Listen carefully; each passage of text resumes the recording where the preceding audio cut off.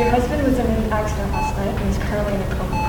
We usually recommend during this time that you talk to him, hold his hand, do anything that will prevent his unconscious.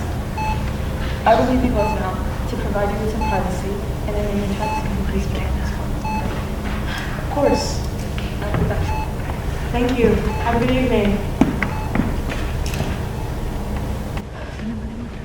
The doctor just left the room, Anthony. She told me that while you're in this state, I should give you good things to think about, like when we met, our first kiss, spouse things. I don't even remember the year of our first date anymore. It's been so long.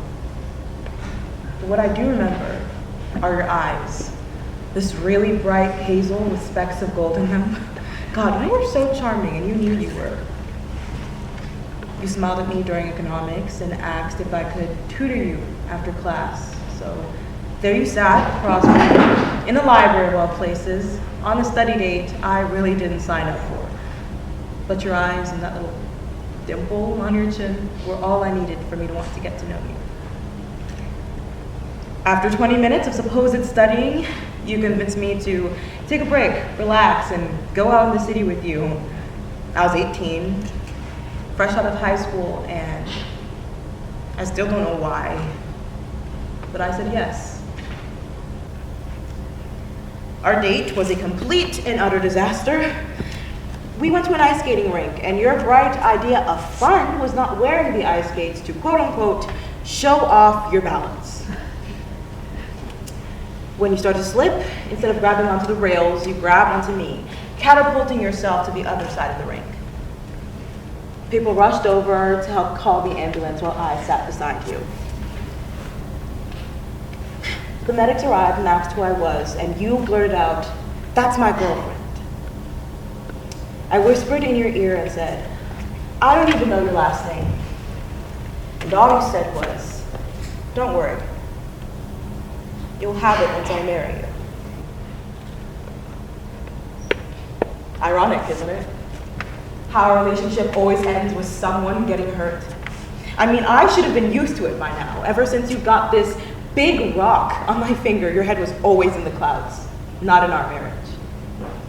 I mean, you forgot that I had dreams, Anthony.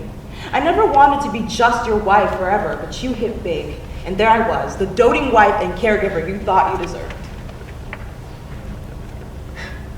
Anytime I mentioned going to a business like you, for Christ's sake, that's how we even met. You would shut me down. Then we had the kids, and they were all I could think about.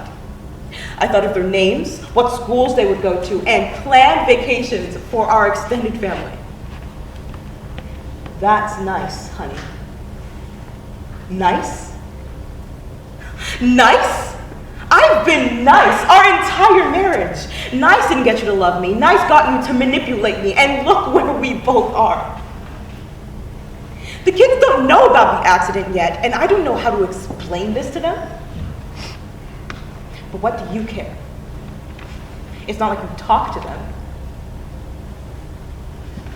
There I go again with my nagging, right? I don't know who I am if I'm not nagging you or pushing you to get better. My dreams are now becoming fantasies because I don't even know what I want. I don't know what I've become separate from you.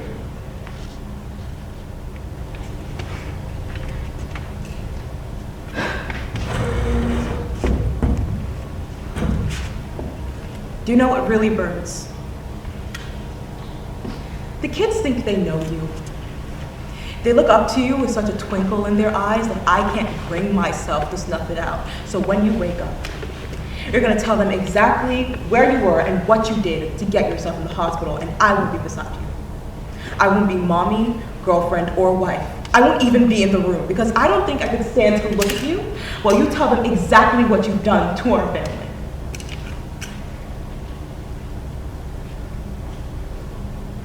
I guess there are always signs of what you become. Your fragile masculinity, your hatred of rejection, and your constant need to be nurtured every day. Sounds to me like a father in desperate need of a mother, and that mother just can't be me. come home late, your tie a little loose, have business trips mysteriously and without explanation. But by the time you got back, the house would be clean, the clothes ironed, and the kids waiting with a little card to say welcome home.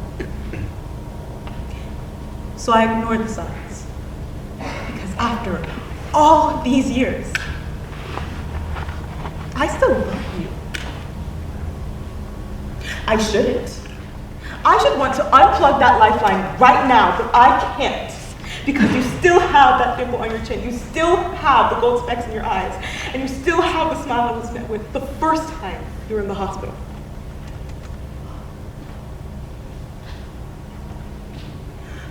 I know that when you wake up, you will want to pretend that this never happened.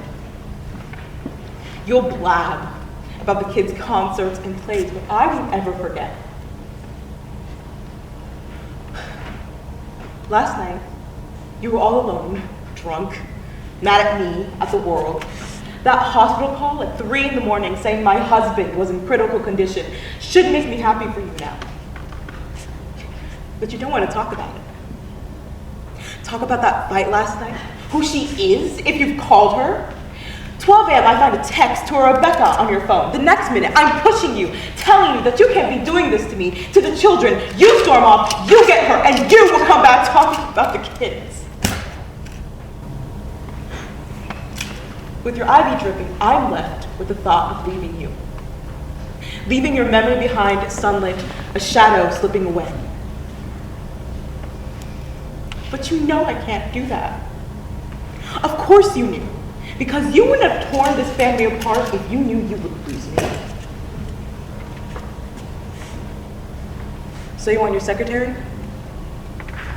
Fine. As of this moment, the dying man has no wife. You would think a car crash would knock some sense into you, but it obviously didn't.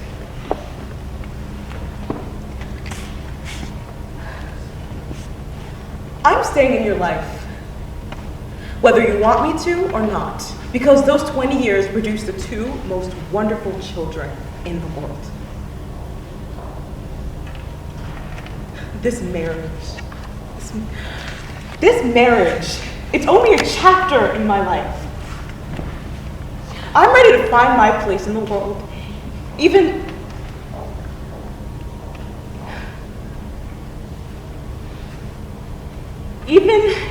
if it means I'm doing it without you. So, sweet dreams, Anthony.